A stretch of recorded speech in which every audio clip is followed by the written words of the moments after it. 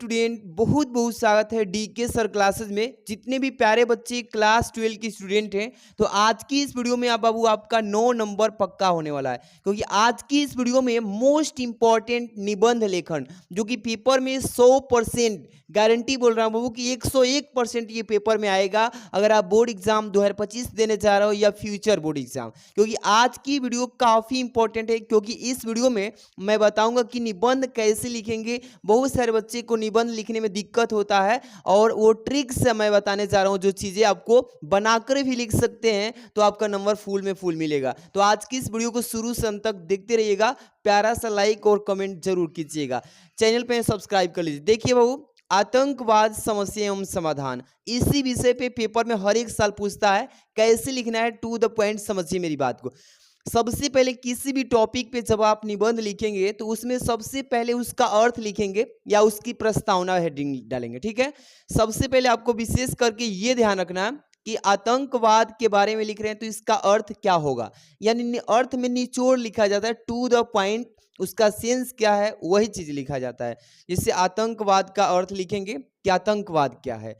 आतंकवाद पूर्णतः यानी कि अनर्थकारी होते हुए भी अर्थ से भरी यानी भारी कद का है, यहाँ पे भारी है, ठीक है बाबू। जिसे क्षेत्रवाद या जातिवाद यानी मजहमवाद और संप्रदायवाद का बड़ा भाई कहा जा सकता है, ठीक है। इसी तरीके से आपको अच्छे समझ के लिखना है और तात्पर्य यह है कि इन सभी वादों का यानी कि विभत्स रूप आतंकवाद है। यानी कि जितना भी आपने पढ़ा, जातिवाद करना, ठीक है, मजहमवाद करना, संप्रदाय करना, ये सभी क्या है, आतंकवाद फैलाने का कारण है, ठीक है। यहां से देखिए, यह तो विघटनकारी तत्वों द्वारा यानी कि स्वार्थगत होकर किया गया सामूहिक हिंसात्मक प्रयास है, जिसे राष्ट्रद्रोह के प्रति, यहाँ पे ध्यान दीजिएगा, राष्ट्रद्रोह के प्रति राग और देशभक्ति के प्रति यानी कि द्वेष भाव मुख्य रूप से रहता है। बस टू द पॉइंट इतना लिख देंगे तो आतंकवाद का आपका अर्थ हो जाएगा।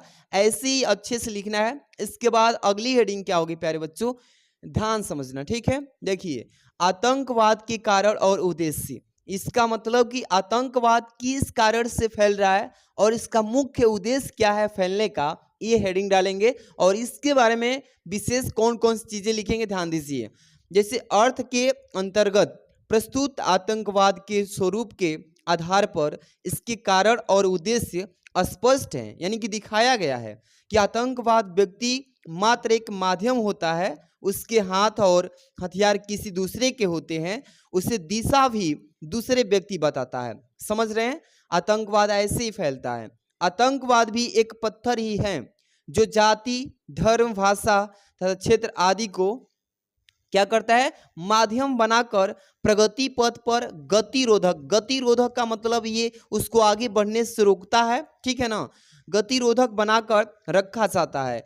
गतिरोधक पूरे देश में यानी कि अस्थिर पैदा करा देता है, यानी अस्थिरता, उसको रोकने से मना कर देता है और उसको अस्थिरता में बदल देता है, ठीक है बाबू। ऐसे ही अच्छे से साफ साफ टू द पॉइंट लिखेंगे।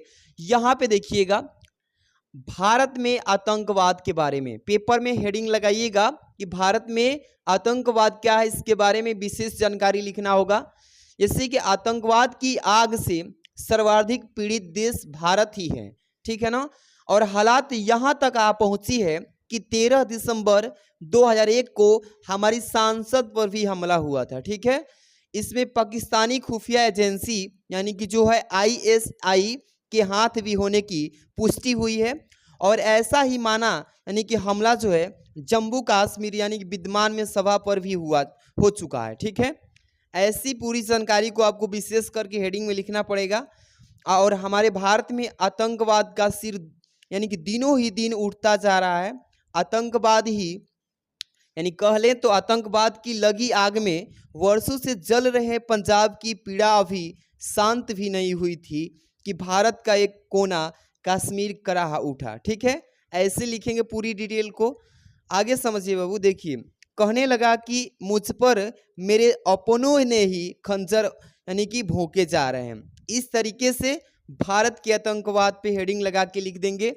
इसके बाद क्या लिखेंगे बाबू, हेडिंग ध्यान रखना, आतंकवाद के अंत का उपाय, यानी कि आतंकवाद को कैसे खत्म किया जाए, यानी अंत किया जाए, इस पे विशेष करके हेडिंग आपको अच्छे से लिखना पड़ेगा। लिखेंगे आतंकवाद के अंत के लिए हमें युद्ध स्तर पर जूझना पड़ेगा। क्या करना पड़ेगा? युद्ध स्तर पर जाना पड़ेगा। और आज सद्भावना के प्रसार की आवश्यकता है।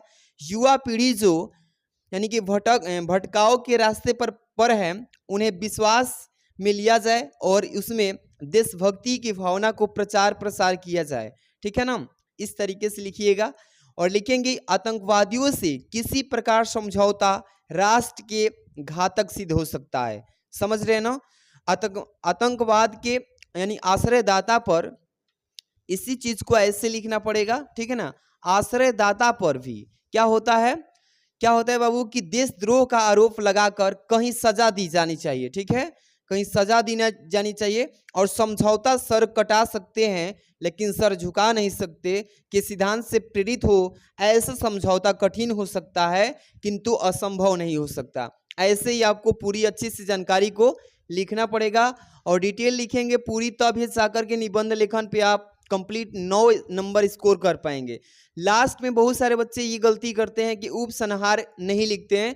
किसी भी टॉपिक पे जब आप निबंध लिखिए तो उसमें लास्ट में उपसंहार लिखा जाता है। इसमें क्या लिखा जाता है? निचोड़, कि इसके बारे में आप क्या सीखे, कुछ जानकारी मिली, इसका क्या उपयोग करना है, ये उपसंहार में लिखते हैं। जैसे हेडिंग लिखेंगे आतंकवाद और भारत क्रमशः मृत्यु और जीवन जैसे एक दूसरे के सामने हैं, अतः प्रत्येक जनता का उत्तरदायित्व है कि वह इसको समाप्त करने के लिए अंत तक संघर्ष करे, यानी कि लास्ट आखिरी सांस तक इस पर जारी रखें।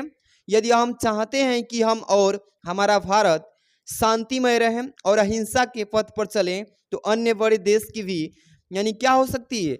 शांति प्रगति के पथ पर चलते रहेंगे। अन्य जो देश हैं हमारी ही जैसा पथ पर चलते रहेंगे और अन्य बड़े देश की भांति प्रगति के पथ पर चले तो भारत के जन जन का यह नैतिक कर्तव्य बनता है। ठीक है ना, कि वे आतंकवाद के विरुद्ध आवाज उठाएं। बस इतना आपको अच्छे से लिख देना है, टू द पॉइंट। एक एक चीज टॉपिक आपको बस अच्छे थोड़ा जानकारी होना चाहिए कि कौन कौन सी हेडिंग आपको लिखना है। अगर इतना अच्छे से लिख देते हैं, कोई बाय द वे आपको हेडिंग के बारे में जानकारी नहीं है, बस हेडिंग याद रखिए, उस हेडिंग से रिलेटेड आपको मिलता जुलता अपने से भी दिमाग से सोच के लिख देना है। ठीक, आपको यहाँ पे 9 नंबर मिल जाएगा बाबू। ठीक है, ऐसे ही आपको पेपर में 100% 101% गारंटी है कि ये पेपर में पूछा जाएगा। अच्छे से इस वीडियो को लाइक शेयर कर देना, कमेंट कर देना और वीडियो को अपने दोस्तों में भी फैला देना। ठीक, मिलते हैं नेक्स्ट वीडियो में। Thanks for watching.